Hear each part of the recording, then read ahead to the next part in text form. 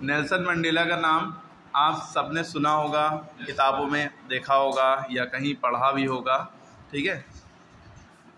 इनके बारे में चैप्टर है लॉन्ग वॉक टू फ्रीडम। इनकी एक लिखी हुई बुक है जिसके अंदर से ये चीज़ें ली गई हैं, ठीक। ये चैप्टर का टुकड़ा उसी में से लिया गया है। अब नेल्सन मंडेला थे कौन? ये एक महान हीरो थे, ग्रेट हीरो थे। इन्होंने जो है आज़ादी दिलाई काले लोगों को साउथ अफ्रीका में। जो ब्लैक पीपल थे, नीग्रो थे, असल बात वहाँ पे ये चलता था ना, राजनीति ऐसी चलती थी कि काले और गोरे में भेदभाव किया जाता था। काले लोगों को जो बहुत नीग्रो होते थे उनको हक नहीं दिया जाता था, बहुत सारी आज़ादी नहीं थी, उनके लिए बहुत दिक्कत थी, रेशियलिज्म वहाँ बहुत था, है ना। इसको आज़ादी किसने दिलाई? नेल्सन मंडेला ने। बाद में जाकर ये वहाँ के ब्लैक प्रेसिडेंट साउथ अफ्रीका के पहले यही बने, ठीक है। समझ में आ रही बात? Black president, first black president of south Africa कह सकते हैं, और 1994 में, है ना। इसमें एक बात, ये इन्होंने किसके खिलाफ लड़ाई लड़ी? अपार्टाइड या अपार्टाइड, इसको क्या पढ़ते हैं? अपार्टाइड या अपार्टाइड, अपार्थाइड नहीं पढ़ते हैं। इसका मतलब ये एक नीति है वहाँ की गवर्नमेंट की, साउथ अफ्रीका की थी पहले, कि काले लोगों को और गोरे लोगों को बराबर अधिकार नहीं, अलग अलग रहेंगे, गोरे लोग ऊंचे माने जाएंगे, काले लोग नीचे माने जाएंगे, है ना, ब्लैक पीपल, नीग्रो, ठीक है। जिसकी जब ये इसके लड़ लेते इसके खिलाफ, रेशलिज्म के खिलाफ, तो इनको जेल में डाल दिया गया और वहाँ ये 30 सालों तक जेल में रहे। प्रिजन माने होता है जेल, ठीक है। बाद में जब इनकी पार्टी आगे आई पावर में, तो 1994 में ये पहले ब्लैक प्रेसिडेंट बने, ठीक है। इन्होंने अपनी ऑटोबायोग्राफी लिखी। ऑटोबायोग्राफी मतलब होता है खुद के ऊपर लिखी हुई किताब। जैसे इन्होंने अपने ही बारे में जो लिखा हो जिस किताब में, उसे ऑटोबायोग्राफी कहते हैं। और बायोग्राफी मतलब किसी और के बारे में, ऑटो माने खुद से, ठीक है, ऑटो लग गया यानी कि खुद के बारे में, खुद की लिखी हुई किताब, और बायोग्राफी किसी और की लाइफ के बारे में लिख दिया, ठीक है। तो इन्होंने ऑटोबायोग्राफी जो लिखी उसका नाम इन्होंने रखा long walk to freedom, long walk to freedom. उसी में से ये पार्ट लिया गया चैप्टर आपका क्लास 10th में, जिसमें आपको पढ़ना है और एग्ज़ाम में इसमें क्वेश्चन आ सकते हैं, चीज़ें आ सकती हैं, आपको करना होगा, ठीक है। अब हम देखते हैं जो ये अपार्टाइड वर्ड है, अपार्टाइड या अपार्टाइड, ये जो वर्ड है इसका मतलब ये होता है, जैसे आप देखेंगे बुक में लिखा होगा पृथक्करण, लेकिन आपको इसका शुद्ध मतलब तो पता नहीं है, शुद्ध हिंदी है। अपार्टाइड का मतलब इतनी देर से जो हम बता रहे हैं वही है, काले और गोरों में फ़र्क करना, भेदभाव करना, उनको अलग अलग रखना, उनको मिलने ना देना, बराबर का अधिकार ना देना, ये अपार्टाइड है। और आपका ये SST के पेपर में भी आता है लिखने को, व्हाट इज़ अपार्टाइड।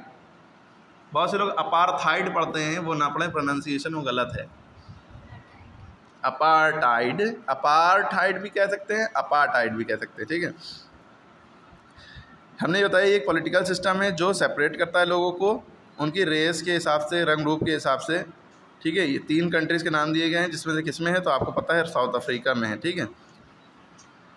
अब have you ever heard of Nelson Mandela? Mandela is African national Congress ANC spent a lifetime fighting against apartheid. Mandela had to spend 30 years in prison. Finally, democratic elections were held in South Africa in 1994, and Mandela became the first black president of new nation.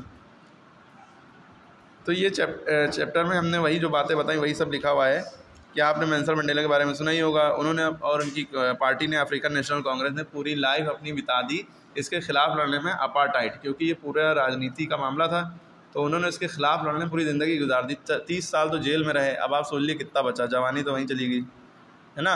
फिर बाद में ये बने president, party जब power में आई, ठीक है। हमेशा अगेंस्ट रहते थे लोगों के, ब्लैक लोगों के फेवर में रहते थे, उनको आज़ादी दिलाना, उनको जो है उनका पूरा हक दिलाना देश में, उसके लिए।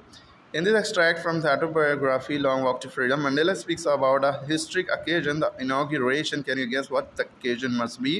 Check your guess with the new item.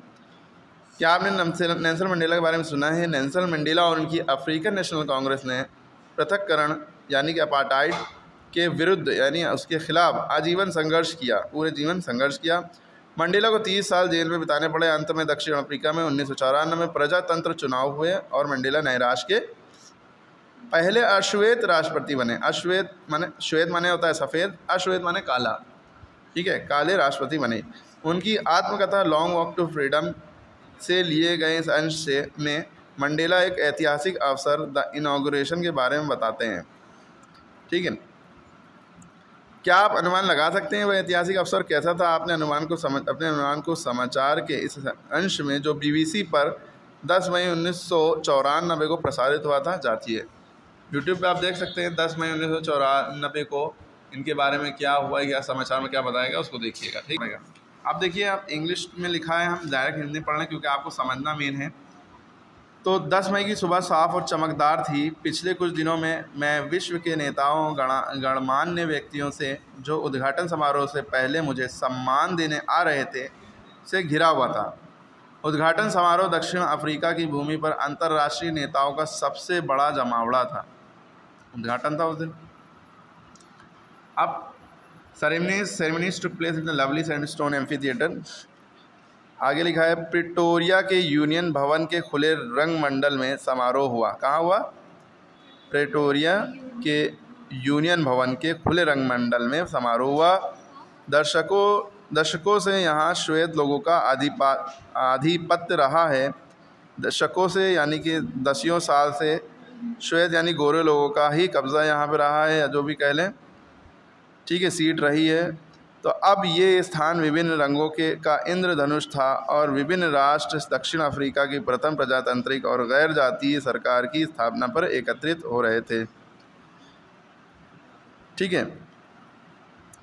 On the lovely autumn day, autumn में होता पतझड़, I was accompanied by my daughter जिनानी।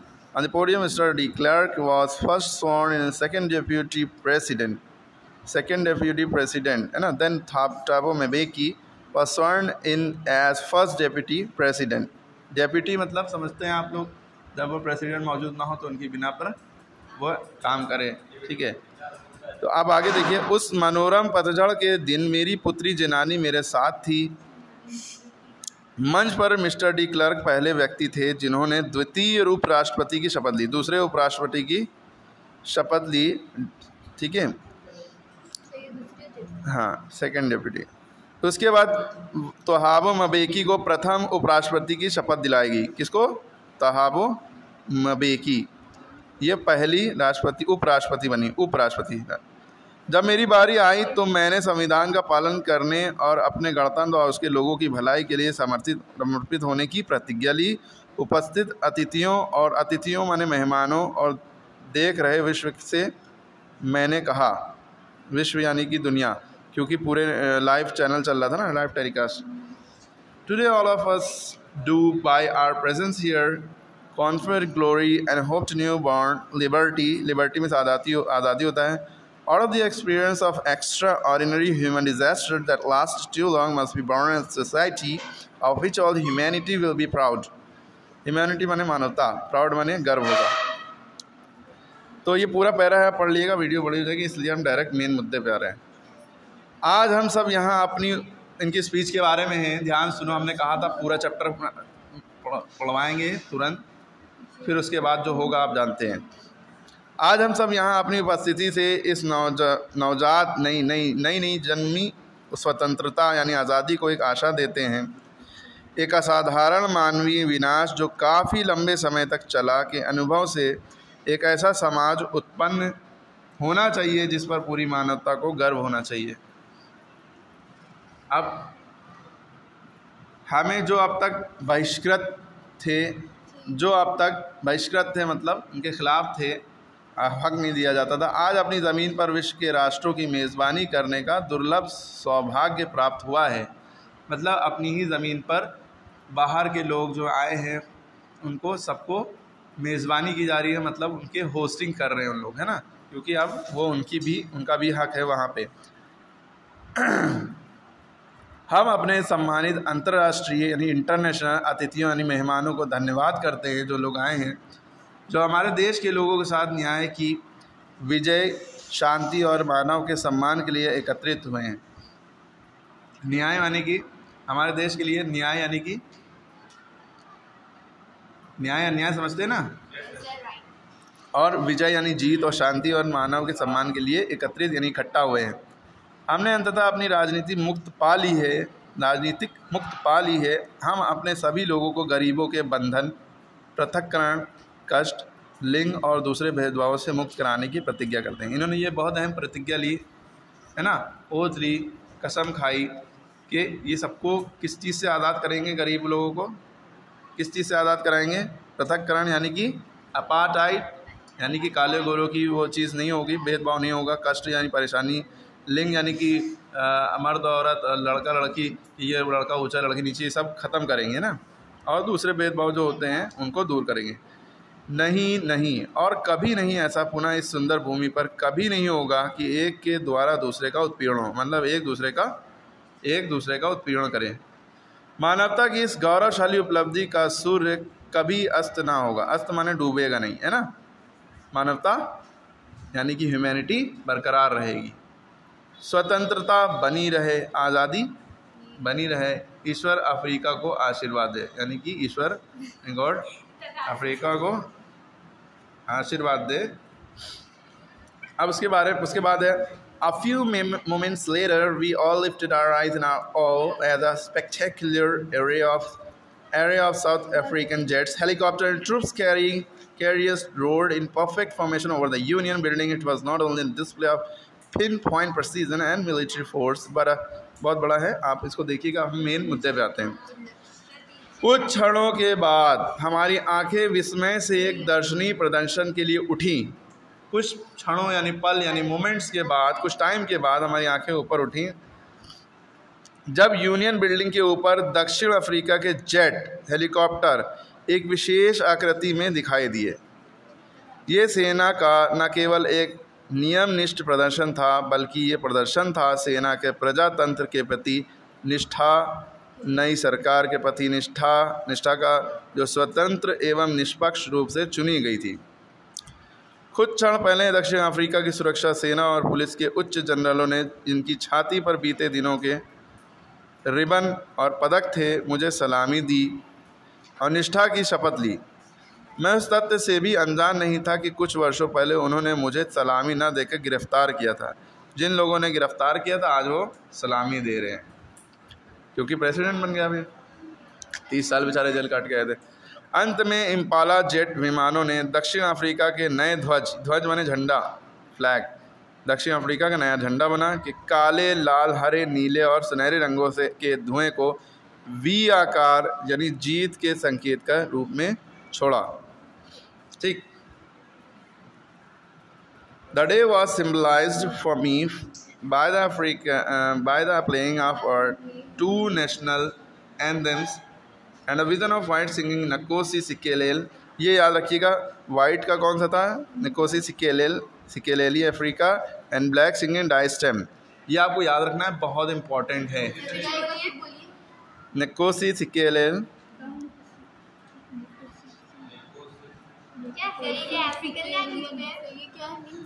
Sorry नकोसी नहीं कहेंगे, इसको कांसी सिकेलेल कहते हैं। कांसी एन जो है साइलेंट रहता है और इसका प्रोनाउंसिएशन थोड़ा डिफरेंट है, साउथ अफ्रीकन लैंग्वेज का वर्ड है ना। दिखते नकोसी हैं लेकिन पढ़ते हैं कांसी सिकेलेल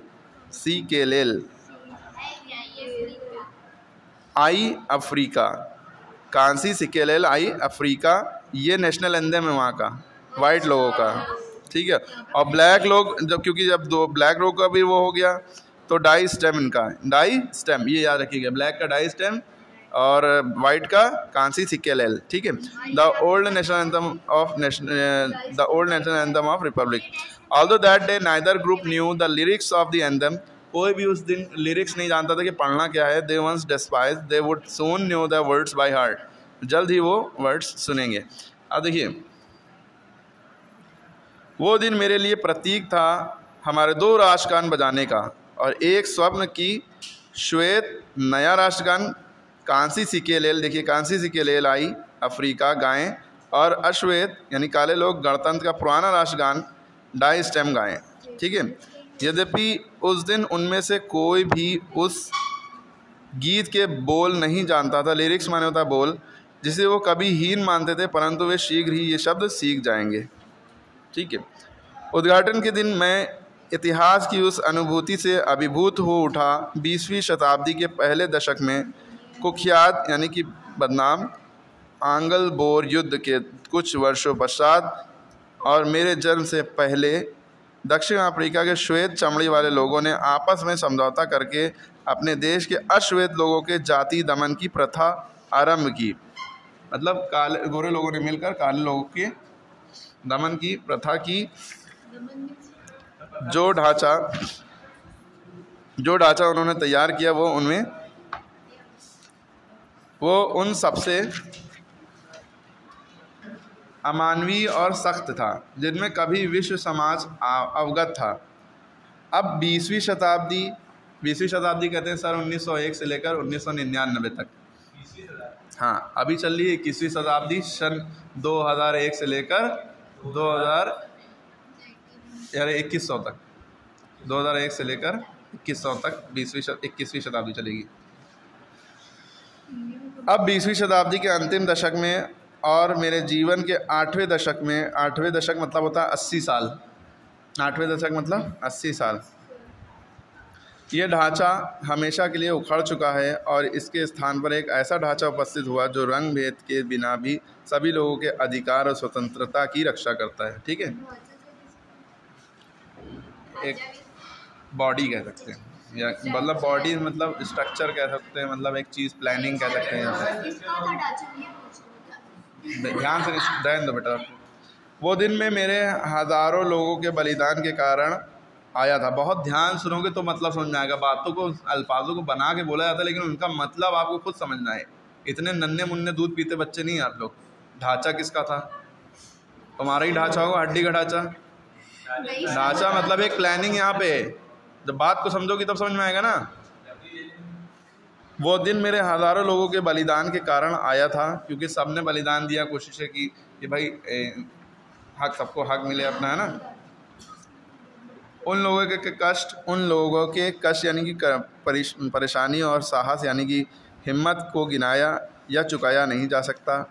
उस दिन मुझे अनुभव हुआ है, जैसा कि पहले भी कई बार हुआ है, कि मैं उन सभी देशभक्तों का जोड़ यानी कि योग हूँ जो मुझसे पहले हुए हैं। वो लंबी और आदर्श पंक्ति समाप्त होकर अब मुझसे पुनः शुरू हुई है। मुझे दुख है कि मैं उन्हें धन्यवाद नहीं दे पाया और वे ये नहीं देख पाए कि उनके बलिदान ने क्या प्रभाव किया। मतलब ये अपने आप को पूरा क्रेडिट नहीं देते। जो पहले लोगों ने भी कोशिशें की थी उनको भी ये क्रेडिट देते हैं। कि उसके आगे, the policy of apartheid created a deep and lasting wound in my country and my people. All of us will spend many years, if not generation, recovering from that profound hurt. अब इसके अंदर पूरी बात ये है मुद्दे की, पृथक्करण की नीति यानी कि काले गोरों को भेदभाव करने की नीति मैंने मेरे देश और मेरे लोगों को कभी न खत्म होने वाला गहरा घाव दिया। वुंड मतलब होता है घाव। हम सबको उस गहरे घाव से उभरने के लिए यदि कई पीढ़ियां नहीं तो बहुत वर्ष बिताने होंगे, परंतु दशकों यानी कि दसियों सालों के उस उत्पीड़न और पाशविकता ने एक और अनिश्चित प्रभाव पैदा किया है, और वो ये है कि उसने Oliver Tambo, Walter Sisulu, Chief Luthuli, Yusuf Dadoo, Bram Fischer और रॉबर्ट सेब्यूक्स जैसे हमारे समय के असाधारण साहसी, ज्ञानी, उदार व्यक्ति दिए। उनके जैसे शायद ही कोई हो। शायद ऐसे उच्च चरित्र के निर्माण के लिए गहन उत्पीड़न की आवश्यकता है। मेरे देश खनिज और हीरो के संपन्न हैं जो इसकी भूमि में दबे हैं, परंतु मैं हमेशा से जानता हूँ कि इसकी सबसे बड़ी संपत्ति इसके लोग हैं जो अच्छे, सच्चे और हीरो से शुद्ध हैं। हीरो जैसे सफ़ेद, शुद्ध है, साफ। अब it is from these comrades में साथी होता है। In the struggle that I learned that the meaning of the courage time and again. I've seen men and women risk and give their lives for an idea. I have seen men stand up to attacks and torture without breaking, showing a strength and resilience resilience and defy the imagination। बहुत लंबा है। इन्हीं सहयोद्धाओं यानी कि साथ में लड़ने वाले, यानी कि साथ देने वाले, साथी यानी कॉमरेड्स, मेट्स कह लें, सहयोद्धाओं के संघर्ष से मैंने साहस का अर्थ सीखा, यानी हिम्मत का अर्थ सीखा। हिम्मत क्या होती है समझा। समय समय पर मैंने महिलाओं को और पुरुषों को एक विचार के लिए खतरा उठाते हुए और जीवन देते हुए देखा है। मैंने मनुष्य को आक्रमणों का सामना करते हुए, बिना झुके अत्याचारों का सामना करते, सब प्रकार की मुसीबतों से जूझकर उनसे उबरने का साहस दिखाते देखा है। ये अकल्पनीय है, मतलब सोचा नहीं जा सकता। मैंने सीखा कि साहस यानी हिम्मत डर को भगाना नहीं बल्कि उस पर विजय पाना है। डर को भगाना नहीं बल्कि डर से जीतना है, डर के आगे जीत है। साहसी व्यक्ति वो नहीं है जो डरता नहीं है, बल्कि वो है जो डर पर विजय पाता है। हिम्मत वाला व्यक्ति वो है जो डर पर जीत हासिल करता है। No one is born hating another person because of the color of the skin, of his background, or his religion. People must learn to hate, and if they can learn to hate, they can be taught to love, for love comes more naturally to the human heart than its opposite. कोई व्यक्ति जन्म से ऐसा नहीं होता कि वो धर्म, पृष्ठभूमि और चमड़ी के रंग के आधार पर किसी से घृणा यानी नफरत करे। लोगों को घृणा करना सीखना चाहिए, और यदि वे घृणा करना सीख सके तो उन्हें प्रेम करना भी सिखाया जा सकता है, क्योंकि प्रेम मनुष्य के हृदय में इसके विरोधी की अपेक्षा प्राकृतिक तरीके से आता है। यहाँ तक कि जेल के कठिनतम समय में भी जब मुझे और मेरे साथियों को दर्द सहने की अंतिम सीमा में पहुँचा दिया गया, यानी बहुत तकलीफ़ें दी गईं, मुझे रक्षकों में से एक में मानवता की चमक दिखती, शायद एक क्षण के लिए, परंतु इतना ही मुझे आगे बढ़ने का विश्वास देने के लिए पर्याप्त था। मनुष्य की अच्छाई एक ज्वाला है जिसे छिपाया जा सकता है परंतु बुझाया नहीं जा सकता। अच्छाई है ना। In life, every man has his twin obligations to his family, to his parents, to his wife and children, and he has an obligation to his people of his community, his country, in a civil and humane society. Each man is able to fulfill those obligations according to his own inclination and abilities, etc. अब इसके बारे में क्या है मुद्दा? ठीक है। प्रत्येक व्यक्ति के जीवन में दोहरे दायित्व होते हैं, अपने परिवार के प्रति, माता पिता के प्रति, पत्नी और बच्चों के प्रति, और वो प्रतिबद्ध है। अपने लोगों, अपने समुदाय, अपने देश के प्रति शिष्ट और मानवीय समाज में प्रत्येक व्यक्ति अपने व्यवहार और क्षमता अनुसार इन दायित्वों को पूरा करने में सक्षम है। परंतु दक्षिण अफ्रीका जैसे देश में मेरे जैसे जन्म और रंग वाले व्यक्ति के लिए ये दोनों दायित्व पूरे करना लगभग असंभव था। दक्षिण अफ्रीका जैसे देश में अपने इन सब चीज़ों का पालन करना बहुत मुश्किल था, संभव था। दक्षिण अफ्रीका में यदि कोई अश्वेत यानी काला व्यक्ति मनुष्य की तरह जीने की कोशिश करता, सफ़ेद मनुष्य की तरह जीने की कोशिश करता, तो उसे दंडित किया जाता, मतलब अपने हक जीने नहीं दिए जाते और बहिष्कृत कर दिया जाता है। दक्षिण अफ्रीका में यदि कोई व्यक्ति अपने लोगों के प्रति अपने कर्तव्यों को पूरा करने का प्रयत्न करता तो उसे अवश्य ही उसके घर और परिवार में से अलग कर दिया जाता है ना। अपने लोगों के प्रति अपने कर्तव्यों को पूरा करने का प्रयत्न करता तो ऐसे अवश्य ही जल्द ही ज़रूर उसके घर और परिवार से अलग कर दिया जाता। विद्रोही जीवन जीने पर मजबूर किया जाता। विद्रोही जीवन जीने पर मजबूर, देखिए कैसे जिया है। और यहाँ भी जब अंग्रेज़ों का शासन था, यहाँ भी बहुत सी कष्ट दिए जाते थे लोगों को। आरंभ में मैंने भी अपने लोगों को अपने परिवार से ऊपर नहीं माना, परंतु अपने लोगों की सेवा के प्रयास में मैंने पाया कि मैं एक पुत्र, एक भाई, एक पिता और एक पति के अपने दायित्वों से अलग हो रहा हूँ। I was not born with a hunger to be free. I was born free in everywhere that I could know. Free to run in the field near my mother's hut, free to swim in the clear stream that ran through my village. अब इसमें क्या बात है? मैं स्वतंत्र यानी आज़ाद रहने की भूख के साथ नहीं जन्मा था। मैं जानता था कि मैं हर प्रकार से स्वतंत्र जन्मा था। अपनी माँ की झोपड़ी से के निकट खेतों में दौड़ने के लिए स्वतंत्र, मेरे गांव से बाहर बहने वाली नदी के साफ प्रवाह में तैरने के लिए स्वतंत्र, यानी इन सब चीज़ों के लिए आज़ादी थी, कोई रोक नहीं थी। तारों के नीचे रात में मकई भूनने को स्वतंत्र, इन सब चीज़ों के लिए आज़ाद। और धीरे चलने वाले बैलों की सवारी को स्वतंत्र, मतलब उनके ऊपर बैठ जाना। जब तक मैंने अपने पिता की आज्ञा और कबीले की प्रथाओं का पालन किया, मुझे ईश्वर या मनुष्य के कानून से कोई परेशानी नहीं हुई। जब मैंने पाया कि मेरे लड़कपन की आज़ादी मेरा एक भ्रम है, जब मैंने पाया कि युवा के रूप में मेरी स्वतंत्रता पहले ही छीनी जा चुकी है, तब मुझे इसकी भूख जगी। पहले एक विद्यार्थी के रूप में मैं केवल अपने लिए स्वतंत्रता चाहता था, रात को बाहर रहने की जो चाहूँ पढ़ने की और जहाँ चाहूँ जाने की अस्थायी स्वतंत्रताएँ यानी आज़ादियाँ। बाद में जोहान्सबर्ग में मैंने प्रयत्न किया कि स्वयं को पाने की आधारभूत और सम्मानित स्वतंत्रता, आजीवन कमाने, विवाह करने, परिवार पाने व मेरे जीवन में बाधा न आने की स्वतंत्रता।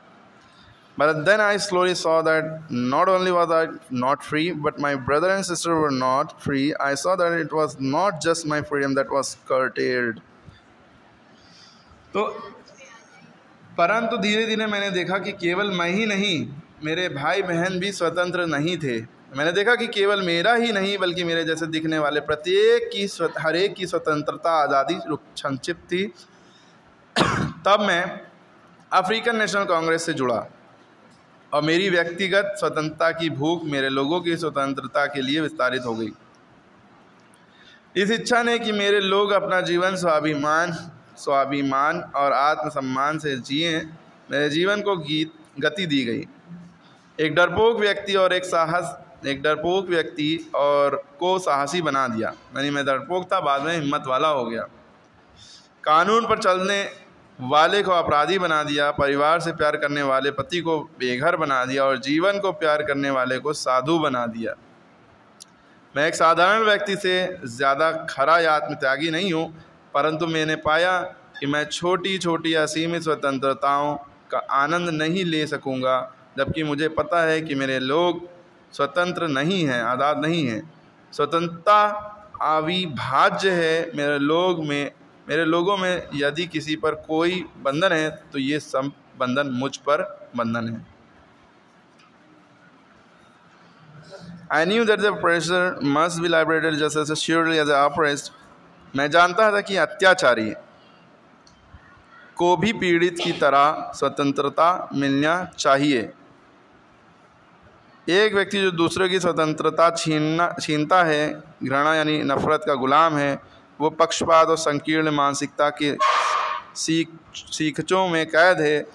मैं वास्तव में स्वतंत्र नहीं हूँ।